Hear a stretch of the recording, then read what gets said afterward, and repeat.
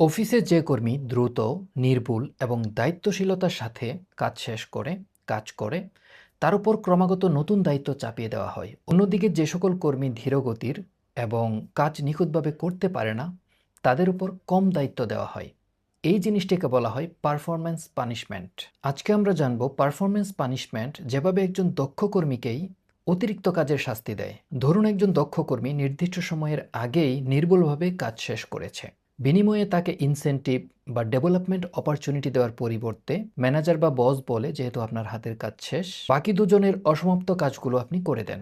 ধীরে ধীরে তিনি নিজের দায়িত্ব সামলানোর পাশাপাশি ধীরগতির এমপ্লয়ীদের রিপোর্ট, ক্লায়েন্ট ফলো আপ, জরুরি সমস্যা সমাধান সহ বিভিন্ন ধরনের কাজ সামলাতে থাকে। কিন্তু পারফরম্যান্স ইভ্যালুয়েশনের সময় এই অতিরিক্ত কন্ট্রিবিউশনগুলোকে বিশেষভাবে মূল্যায়ন করা হয় না।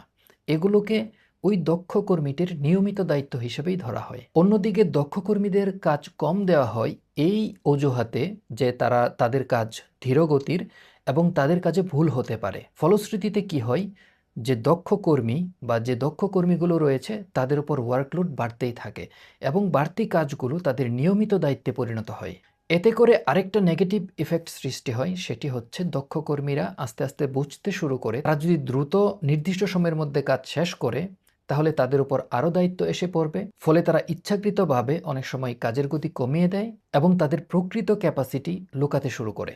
বিশেষ করে যারা এক্সপিরিয়েন্সড এমপ্লয়ি, তারা এই জিনিসগুলোর সাথে খুবই পরিচিত থাকে। ফলে তারা যখন নতুন জায়গায় জয়েন করে, তখন তারা এই ছলনাটির আশ্রয় নিতে বাধ্য হয়।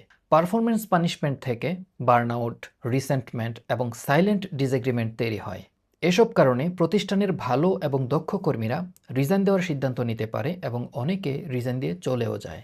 একজন ভালো ম্যানেজার কোনো অতিরিক্ত দায়িত্ব কোনো দক্ষ কর্মী বা যে কারো উপর অর্পণ করার পূর্বে তার বর্তমান ওয়ার্কলোডটা ভালোভাবে যাচাই করে এবং তার বাড়তি কন্ট্রিবিউশনের জন্য রিকগনিশন, কম্পেনসেশন, প্রমোশন পাথ বা অন্যান্য বাড়তি সুবিধা প্রদান করে। দক্ষতা কোনো কর্মীর বিরুদ্ধে ব্যবহার করার সুযোগ নয়। ভালো কাজের ফলাফল যদি অতিরিক্ত কাজ হয়, তাহলে আস্তে আস্তে একটি প্রতিষ্ঠান ভালো কর্মীদের হারিয়ে ফেলে এবং ভালো কর্মীদের মনোবলটা নষ্ট করে দেয়। ফলে একসময় ভালো কর্মীগুলো আস্তে আস্তে অন্যান্য সাধারণ কর্মীদের মতো হয়ে যায়।